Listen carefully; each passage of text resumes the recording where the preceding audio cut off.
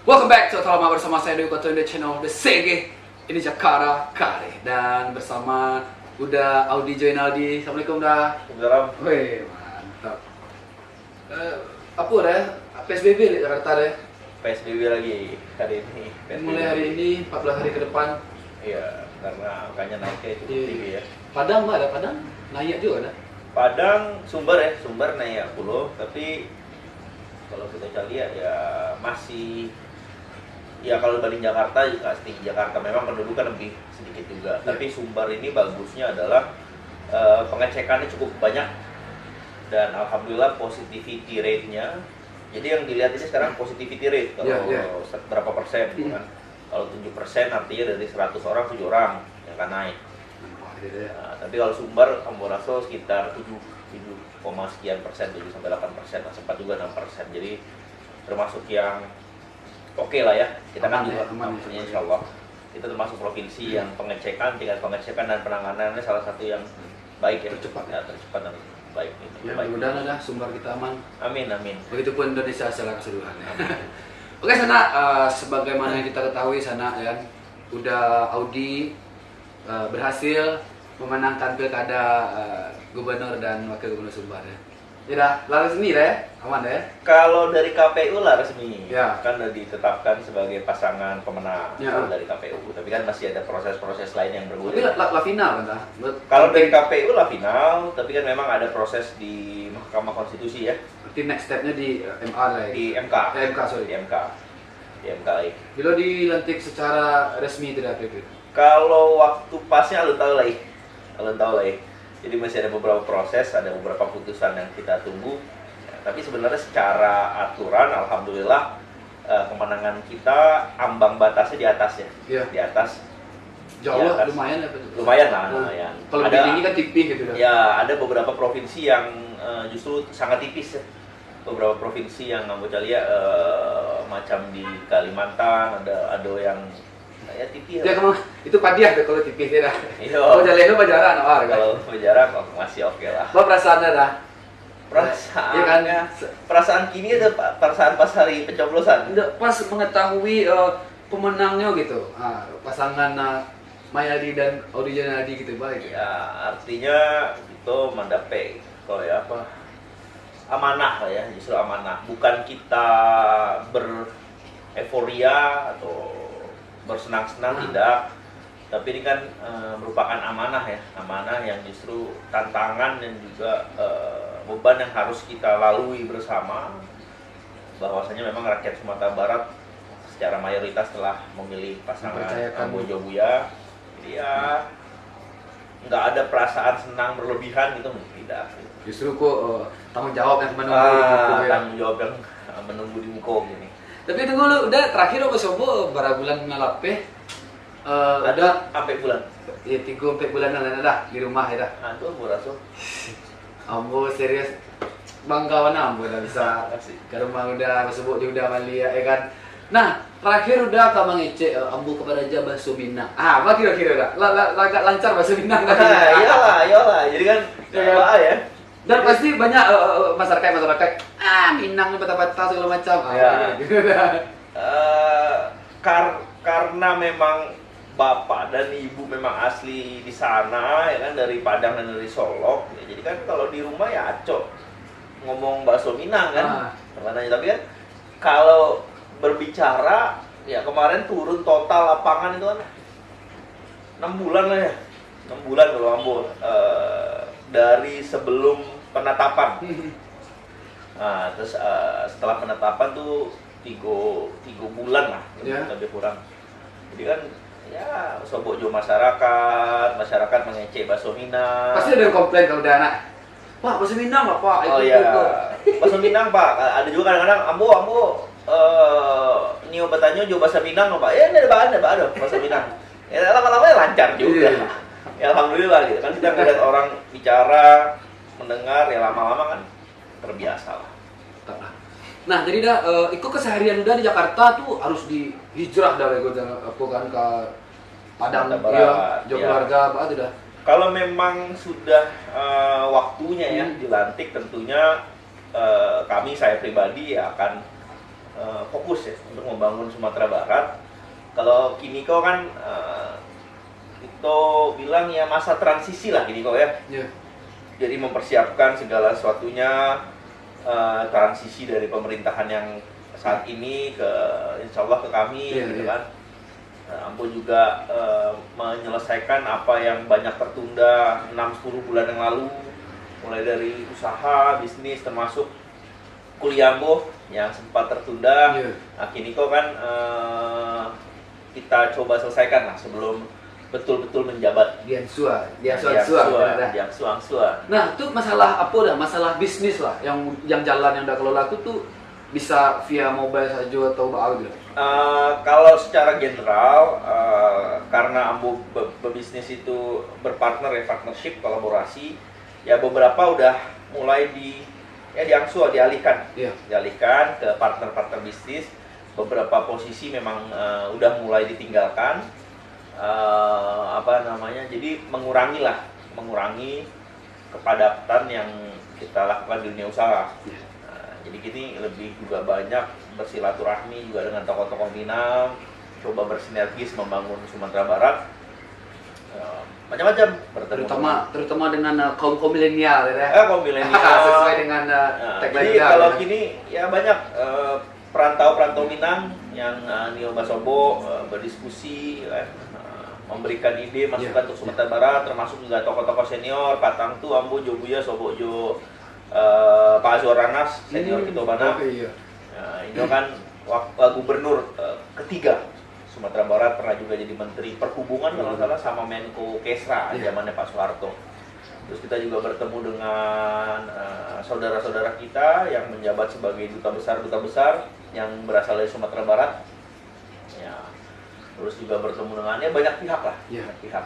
Demi berkembangnya dengan terwujudnya sebuah rencana. Walaupun kini Basobo beberapa gubernur di Indonesia memperkenalkan diri, mulai membahas apa kira-kira yang bisa dikerjasamakan ke depan untuk sumbernya. Nah, itu ada beberapa poin yang kau bahas sama udah. Masyarakat di Sumatera Barat secara keseluruhan, nah itu kan masih banyak hidup di bawah garis ekonomi yang di bawah gitu ya. Ekonomi bawah, dan itu tuh tercatat di terakhir saya lihat di 2018 ada sekitar 50 ribuan lah gitu. Itu tuh anak yang notabene itu di bawah 15 tahun ke bawah gitu dah. Nah, itu include yang tidak ada orang tua sama sekali gitu kan, yang di panti ataupun masih ada keluarga tapi hidupnya mungkin sekolah lah putu gitu kan. Jadi secara langsung dah itu kan kemampuan secara langsung bisa memutui generasi-generasi yang terbaik dari Minangkabau gitu dah. Itu kira-kira itu dah. Jadi yang harus kita ketahui ini adalah sebenarnya 2019 dan 2020 itu tanpa COVID, kita anggap tanpa COVID, memang sudah diprediksi akan terjadi krisis ekonomi. Itu kan berulang 98, lalu 2008, terus 2018-19. Jadi tanpa COVID pun memang sudah diprediksi dunia akan mengalami krisis ekonomi. Dia memang gelombangnya berulang tuh, selalu seperti itu. Nah, ditambah COVID, itu makin double penderitaan. Jadi memang harus ada yang diprioritaskan dulu di awal pemerintahan ini untuk tadi kalau Dayu sebut 50.000 Amboraso, kini angkanya bertambah lagi. Yang jelas pertumbuhan ekonomi tidak serancak 2008 balik, 2009 balik kan, turunnya jauh, bahkan mungkin di bawah 0, minus bahkan kan, bisa jadi minus. Jadi memang harus ada kebijakan-kebijakan lah ya yang terkait dengan pemulihan ekonomi. Awalnya pemulihan ekonomi. Kalau kita berbicara masalah program, tentunya harus merangkup semua dan harus bisa merangkul semua. Dalam artian ada tentu yang terkait ekonomi, ada tentu terkait kesehatan, pendidikan, pariwisata dan sebagainya. Tapi kalau kini kita harus fokus memang sesuai dengan arahan pemerintah pusat. Ini jadi bahas program, tidak ada. Ya nggak salah dah, Nah, kan Pak. ada kayak-kayaknya gitu dah kan. Ya. Pertama pemulihan kesehatan. Kemarin Pak Azwar Anas juga titip pesan Jo Ambo Jo Buya, tolong masalah COVID ini diutamakan. Memang juga Darurat, arahan, ya. ya darurat. Arahan dari pemerintah pun seperti itu gitu ya, COVID. Bahkan Patang tuh Dokter Andani, lagi kan dengan Dokter Andani, beliau kan salah satu ahli yang menangani COVID ini ya di Indonesia, ya. Sumatera Barat jelas, bahkan di Indonesia, karena keahlian beliau sering dipakai juga di provinsi lain. Allah berbicara Jo Ambo Jo Buya, bahwasannya beliau juga ingin kita fokus di situ dan beliau suka membantu. Memang itu salah satu yang utama. Apa tuh? Ya mulai dari tracking, tracing, ya kan, treatment, 3T itu. Dan Sumatera Barat kan memang kita alhamdulillah Sumatera Barat termasuk provinsi yang gratis kan tes COVID, bisa di bandara. Kalau mau tes COVID datang ke bandara. Ya, tapi ya bulan Maret pertama bayi aja baru dah. Kalau yang antigen mungkin. Oh gitu. Antigen bayi ya. Tapi kalau di rumah sakit yang udah ditunjuk, kayak di Unan, Lah free dah. nah itu free. Memang ada di mungkin kalau di klinik swasta tentunya bayi ya. Ya tapi kalau yang fasilitasnya mungkin ya.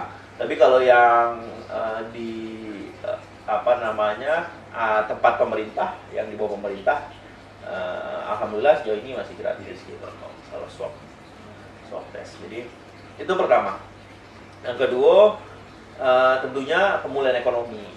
Ini kan grafiknya begini, COVID-nya naik, ekonomi naik, ekonomi turun. Nah, gimana caranya? Caranya membuat yang ini turun, yang itu naik. di Balian Nah, gitu kan yang ekonomi yang harusnya mode itu, yang COVID. Iya. Harusnya di Balian tuh. Caranya yang COVID tuh menurun, ekonomi mana ya. Tapi kan kadang-kadang buah si malakama. Kemari bedo. Oke. Kayak sekarang di Jakarta tadi kita bahas udah PSBB lah. Iya. Setelah PSBB. Itu kan mereka ingin menekan jumlah COVID. Tapi kalau PSBB ini otomatis juga menekan ekonomi kan? Memang ke situ paynya tuh. Ya. Pembatasan, ya kan? Ya pembatasan Ekonomi pasti pun pergerakan. terkungkung. Ya, ekonomi terkungkung, pergerakannya juga terbatas. Nah, ini kan harus memang solusinya pas gitu, caranya. Jadi Tengah-tengah lah ya. tengah-tengah tuh jadi memang butuh juga memang kedisiplinan dari masyarakat.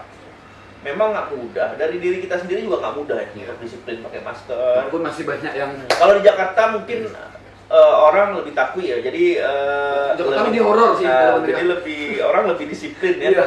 Tapi kalau di tempat-tempat lain di mungkin yang agak daerah pinggiran, orang agak cuek juga. Belum teraso mana. Belum teraso mana. Jadi nggak Pak, si Isko nggak ada udah COVID Pak. Kami aman Pak, tapi kebalik sebenarnya, karena ketika Ambo berputar-putar keliling Sumatera Barat, Ambo kan yang takut, justru Ambo yang membawa kan, Ambo yang membawa gitu. Carrier gue. Nah, karena kan Ambo kan dari sini. Mobilitas tinggi mana tuh waktu itu Pak ya? Pindah Siko, pindah taruh. Nah, ini kan justru kan, jadi mereka gimana ya? Nggak mau salaman gini nih, salaman gini. Udah apa Siko nggak ada COVID, tapi kan di kapal Ambo kan bukan apa loh yang gitu, Ambo gitu. Tapi kan susah gitu. Iya, siap. Tapi bener ya, Ambo dah. Ikuku berjalan seiring yang anjuwo gitu dah. Sebab di satu sisi ekonomiku darurat juga kan gitu dah. Ya. Sebab itu yang akan menimbulkan akibat-akibat yang lain gitu kan, efek-efek yang lain karena makin anjloknya ekonomi gitu ya. Mungkin belakangan udah bisa mencari aja mungkin update-updatean di media masalah tingkat kriminalisasi di Sumbar lah secara keseluruhan kan lumayan ado tarui, pokoknya ado tarui sih updatean gitu dah. Ado sih berita tarui itu yang taliput kan, apalagi alun taliput lah gitu kan. Alun masalah mental, masalah semacam asusila di Sumbar itu aduh tarui gitu dah. Tanpa wak sadari ataupun wak sadari itu bergulir tarui kasus itu. Itu kan mungkin ada korelasinya pasti. Gitu kan. Pasti. Nah itu kan juga termasuk yang darurat gitu dan untuk ditangani secepatnya. Itu bah kira-kira udah. Ya betul, karena yang harus perbaiki pertama kesehatan, nah kedua tadi ekonomi gitu. Ekonomi harus perbaiki. Karena tadi itu kan domino efeknya kan. Iya, domino efeknya tadi kekerasan, pencurian, ada macam-macam lah. memang nggak akan mudah nih. Jadi pemimpin sekarang ini yang ada beberapa ratus kabupaten kota juga provinsi, tuntutannya akan berat. Betul. Dengan itu bisa mengecek dana yang mungkin lebih terbatas dari sebelumnya. Nah, ini challenge yang sangat berat. Nah, makanya artinya ekonomi juga harus fokus di sektor apa yang kita harus perbaiki. Nah, kebetulan Sumatera Barat ini bukan industrial based province, bukan provinsi yang berbasis industri macam Jawa Barat, Jawa Timur kan. Siko kan di Jawa Barat, di Jawa Timur kan pabrik tuh kan banyak lah. Kalau Sumatera Barat kan provinsi yang UMKM base kalau saya sering bilang. Jadi lebih ke industri UMKM, kecil, pertanian, menengah, rumah tangga, pertanian. Jadi yang harus dibantu pertama sektor pertanian sebagai tulang punggung utama ekonomi Sumatera Barat. Habis itu UMKM. UMKM ini mereka ingin bangkit, butuh bantuan baik dalam keuangan, ya kan? Artinya mesti ada kerjasama dengan sisi keuangan. Iya. Kemarin Buya juga sempat bicara bahwasanya ada sisi keuangan yang memberi bantuan, bisa dibilang bunganya sangat kecil sekali gitu. Yang penting bisa bergerak dulu. Terlepas Sangat kecil itu sekali, cuma berapa persen ya? 1-2% itu 1 tahun ya, itu jadi kecil sekali gitu. Itu yang harus kita bukakan pintunya untuk mereka. Jadi mereka punya akses ke keuangan. Iya. Karena pasti kan Ambonio Pak Menggale, tapi nggak ada pikir. Mungkin kok ide banyak ya kan, gagasan banyak, terbatas di modal gitu. Betul. Nah, itu jadi kita coba bukakan aksesnya. Terus kita juga coba meningkatkan aksesibilitas ke pelatihan-pelatihan gimana ekonomi ini bergerak di masa Covid, termasuk di bidang ekonomi digital. Digitalisasi lah. Digitalisasi di bidang ekonomi. Terus juga ada satu sektor yang sangat terdampak sekali di Covid ini, pariwisata. Kenapa terdampak ya? Karena butuh physical contact kan. Kita butuh pergi, butuh duduk. Tanpa butuh itu jalan. mungkin kita peluang gitu Kita ya. peluang aja. Terus apa caranya? Nah, dari dunia wisata ada namanya sekarang kan health, environment, safety, apa tuh C-nya tuh? Clean, healthy, environment, safety. Mesti punya CHES itu di tempat-tempat pariwisata. Dan bahkan di Bali mereka semua di bidang wisatanya semua udah cashless. Oke. Jadi pakai uang digital. Iya. Via apa ya? Kita nggak usah sebut merek ya, tapi pakai uang digital. Sekarang bank-bank udah pada punya juga, dan bahkan mohon maaf di handphone juga kita nggak usah sebut merek, ada yang ini pay itu pay ya kan, pakai begitu. Kenapa begitu? Jadi tadi meminimalkan kontak, less kontak. Gitu. Terus yang harus diingat, peluang di dunia pariwisata, kita belum bisa berharap turis asing. Jangan dulu nih. Jangan dulu. Karena long distance traveling, perjalanan jarak jauh atau antar negara, pasti sulit sekali sekarang. Iya.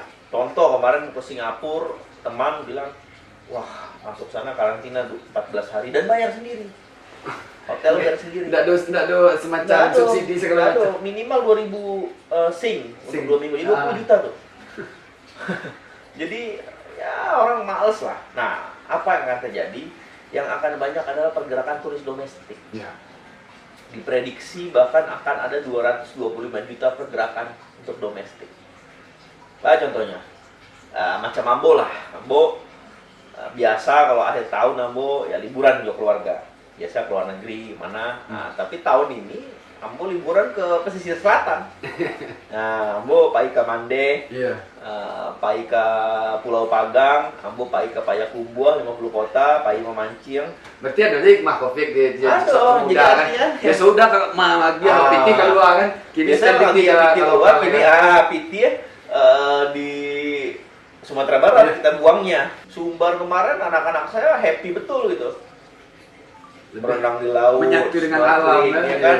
Pai memancing, dapet ikan, wah happy betul gitu kan. Terus pai memetik jeruk di kebun jeruk di 50 kota. Iya kan? Yo, jadi si kok aduh sadonya gitu kan. Jadi ternyata nggak harus kita ke luar negeri, main ke sana ke sini. Ternyata nah ini nih peluang.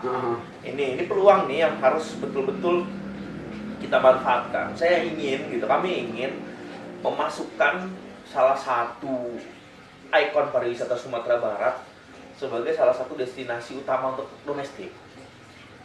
Nah, kalau Dayu pernah dengar Komodo, itu kan salah satu wisata utama Indonesia, iya, ikonik ya, iya. ikonik Indonesia. Tapi padahal kalau kita lihat ke Pulau Mandeh, jo pulau-pulau di sekelilingnya itu kan rancak juga udah. Landscape-nya mahal sih kita Mahal, jadi kalau mau lihat, oh kok macam di Komodo kok, tapi tidak ada komodonya. Iya, beda. Kan? Bedanya situ karena mereka kan menjualnya ada komodo, the living dragon, hewan purba tersisa di dunia. Nah, cuman kalau Mandeh, the one and only. Island hopping, pindah-pindah pulau. Padahal di Mandeh juga bisa pindah pulau. Cuman mungkin kita nggak lihat komodo, tapi bisa ganti yang lain, mancing, diving, atau main water sport, olahraga air, atau diving, atau snorkeling gitu. Jadi biar nggak kalah dengan komodo gitu. Nah, kita juga ingin nih Sumatera Barat, kami udah memapping sih kira-kira di mana yang bisa untuk menjadi salah satu destinasi prioritas di Indonesia. Mudah-mudahan supaya kan jadi tujuannya kan begini sekarang, Dayu, membawa sebanyak-banyaknya PT ke Sumatera Barat. Oke. Nah, ya kan, baik itu dari luar Sumatera Barat sendiri kan, maupun dari dalam. Terus membawa sebanyak-banyaknya orang untuk membuang pitih di Sumatera Barat. Meeting kan sulit. Ya. Wah, nggak ada meeting, semua pakai Zoom. Tapi kan pariwisata, artinya pariwisata.